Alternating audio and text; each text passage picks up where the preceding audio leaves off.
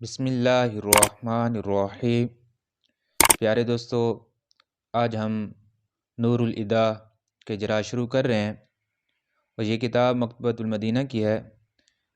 اس کے سبق کے شروع میں بسم اللہ الرحمن الرحیم لکھا ہوا ہے۔ اس کتاب کا خطبہ نہیں لکھا ہوا، یہ بسم اللہ لکھا ہوا ہے۔ بعض نسخوں میں مکتبۃ المدینہ کے علاوہ جو کتابیں ہیں تو ادھر خطبہ بھی لکھا ہوا ہے۔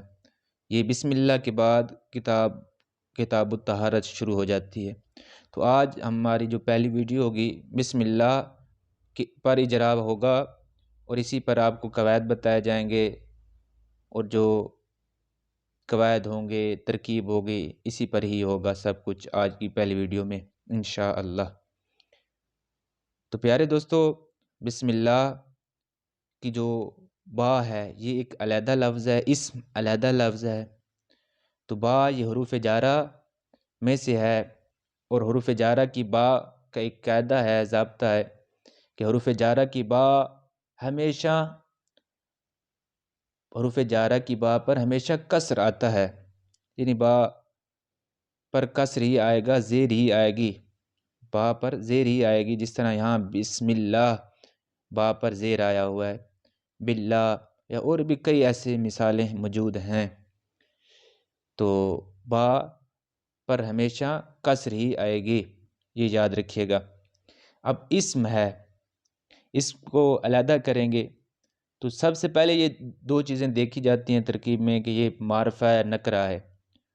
تو یہ دیکھیں گے کہ اسم نکرہ ہے یا معرفہ ہے۔ تو نکرہ کی پہچان کا آپ کو طریقہ میں بتا دیتا ہوں۔ نکرہ کی پہچان کا کیا طریقہ ہے؟ نکرہ کی پہچان کے لیے تین باتیں یہ ضروری ہیں کہ پہلے لفظ کو اکیلا کریں، اکیلا لکھیں، اکیلا ہوتا ہے یا نہیں ہوتا۔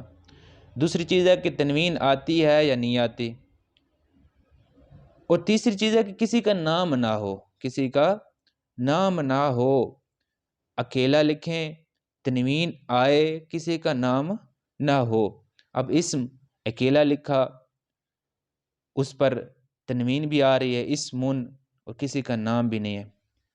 اب مثال کے طور پر رجل ہے، اس پر تنوین آ رہی ہے، اکیلا بھی ہے اور کسی کا نام بھی نہیں ہے، تو رجل نکرہ ہے۔ اب زید اکیلا بھی ہے، تنوین بھی آ رہی ہے، لیکن یہ کسی کا نام ہے تو یہ نکرہ نہیں ہوگا، یہ معرفہ ہی ہوگا، کیونکہ یہ کسی کا نام ہے۔ اور یہ بات بھی آپ نے سنی ہوگی کہ جو معرفہ کی اقسام 7 اقسام ہیں، ان اقسام میں سے نہ ہو تو وہ نکرہ ہے۔ تو ان تین باتوں کو ہم سامنے رکھیں گے نا، اکیلا لکھیں، تنوین آئے اور کسی کا نام نہ ہو، تو خود بخود 7 اقسام خارج ہو جاتی ہیں۔ ان تین باتوں جب ہم سامنے رکھیں گے تو خود بخود 7 اقسام خارج ہو جائیں گی۔ آپ دیکھ لیں کہ ضمائر ہیں، اس میں اشارہ ہے، موصولہ ہے یا معرب باللام ہے، ان پر تنوین نہیں آتی، اور ہم نے یہی کہا کہ تنوین آئے تو وہ نکرہ ہے، تو ان پر تنوین نہیں آتی۔ اسی طرح علم ہو گئی ایک قسم معرفہ کی، تو وہ نام ہوتا ہے کسی کا، اور معرب بالاضافہ یا معرب بالندا وہ اکیلے نہیں ہوتے۔ ہم نے کہا اکیلے لکھیں، اکیلا کریں، تو 7 اقسام اس طرح ان تین چیزوں میں وہ 7 اقسام معرفہ کی خارج ہو جائیں گی۔ یہ بات آپ کو پتہ چل گئی، نکرہ کی پہچان کا یہ طریقہ تھا۔ تو ہمیں اب دیکھا ہم نے اسم نکرہ ہے یا معرفہ ہے، تو ہمیں پتہ چل گیا، ہم نے اکیلا کیا، اسے اکیلا بھی ہو گیا، تنوین بھی آ گئی اور کسی کا نام بھی نہیں ہے، تو یہ نکرہ ہے۔ اب یہ بات بھی چلو یاد رکھیے گا کہ تنوین کن کن پر نہیں آتی، یہ بات ذہن نشین کر لیں کہ 5 ایسی چیزیں ہیں جن پر تنوین نہیں آتی۔ 5 ایسی چیزیں ہیں جن پر تنوین نہیں آتی۔ وہ 5 چیزیں کون سی ہیں؟ مضاف پر کبھی تنوین نہیں آئے گی۔ دوسری چیز ہے مبنی پر بھی تنوین نہیں آتی۔ غیر منصرف پر بھی تنوین نہیں آتی۔ الف لام والا اسم جو ہوگا اس پر بھی تنوین نہیں آتی۔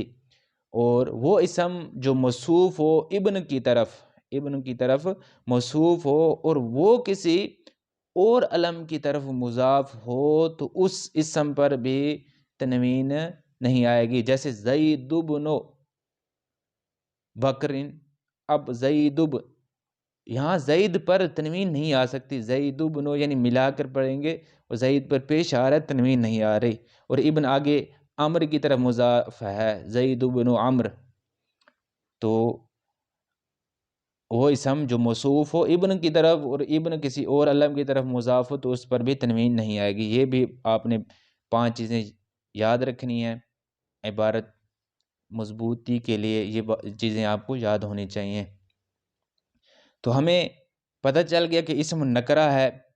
اب ہم آگے دیکھیں گے کہ اللہ اسم جلالت سب کو پتہ ہے کہ یہ تو معرفہ ہے، اسم جلالت معرفہ ہی ہے۔ اب قاعدہ یاد رکھیں، پکا قاعدہ ہے کہ جب پہلے نکرہ ہو، جب یعنی 2 اسم ہو، پہلا نکرہ ہو دوسرا معرفہ ہو، تو نکرہ کو مضاف اور معرفہ کو مضاف الیہ بنائیں گے۔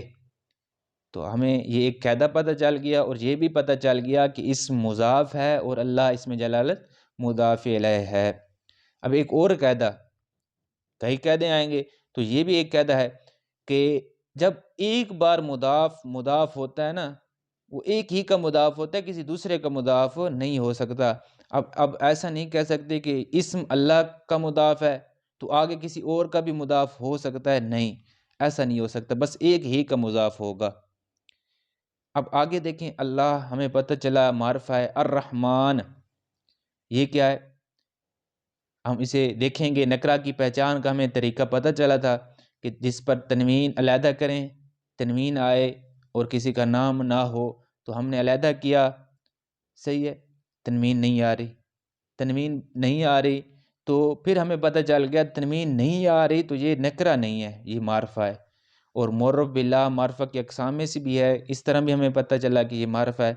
اب دیکھیں کہ جب 2 معرفہ، یہ قاعدہ ہے کہ جب 2 معرفہ آ جائیں، جب 2 معرفہ آ جائیں تو پہلے کو موصوف بنائیں گے، دوسرے کو صفت بنائیں گے، پہلے کو موصوف اور دوسرے کو صفت، یہ بھی ایک ضابطہ ہے، قاعدہ ہے پہلے کو، اور یہ اکثری قاعدہ ہے، اکثر طور پر پہلے کو موصوف اور دوسرے کو صفت بناتے ہیں۔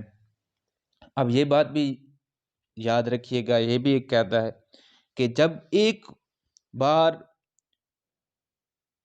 جو صفت ہوتے ہیں نا، صفت ایک بار صفت بنتی ہے، جو صفت، تو وہ صفت کی صفت نہیں آ سکتی۔ اب رحمان کو ہم نے صفت بنایا تو صفت کی صفت نہیں آ سکتی، رحیم اس کی صفت نہیں بن سکتی۔ ہاں، موصوف کی کئی صفتیں آ سکتی ہیں، موصوف کی کئی صفتیں آ سکتی ہیں اور صفت کی صفت نہیں آ سکتی۔ اب ایسا نہیں کہیں گے کہ رحیم رحمان کی صفت بنا لیں، کوئی کہہ سکتا ہے اس کی صفت بنا لیں تو اس کی صفت نہیں بن سکتی، کیوں کہ صفت کی صفت نہیں آ سکتی، اور موصوف کی کئی صفتیں آ سکتی ہیں۔ اب الرحمن یہ صفت ہو گئی اللہ اسم جلالت کی، الرحیم دیکھیں یہ بھی معرفہ ہے، ہم نکرہ کیوں نہیں ہے؟ کیونکہ علیحدہ تو ہوا لیکن اس پر تنوین نہیں آ رہی، تنوین آئے گی تو پھر نکرہ ہوگا، اور یہ معرف باللام ہے، معرفہ کی اقسام میں سے بھی ہے، تو یہ بھی رحیم معرفہ ہے۔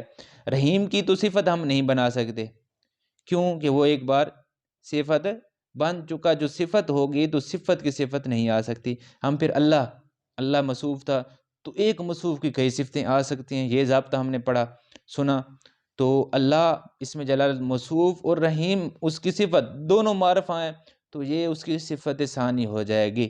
اب دیکھیں ترکیب کہ اللہ اسم جلالت موصوف اپنی دونوں صفتوں سے مل کر کیا بن جائے گا؟ اس مضاف کا مضاف الیہ۔ اب اس مضاف الیہ مل کر کیا بن جائیں گے؟ جار کا مجرور، جار کا مجرور۔ اب جار مجرور مل کر کیا بنتے ہیں؟ ظرف بنتے ہیں، جار مجرور مل کر ظرف بنتے ہیں۔ اگر فعل موجود ہوگا تو ظرف لغو بنیں گے، اور اگر فعل موجود نہیں ہے تو پھر ظرف مستقر بنیں گے، اور یہ متعلق ہوں گے۔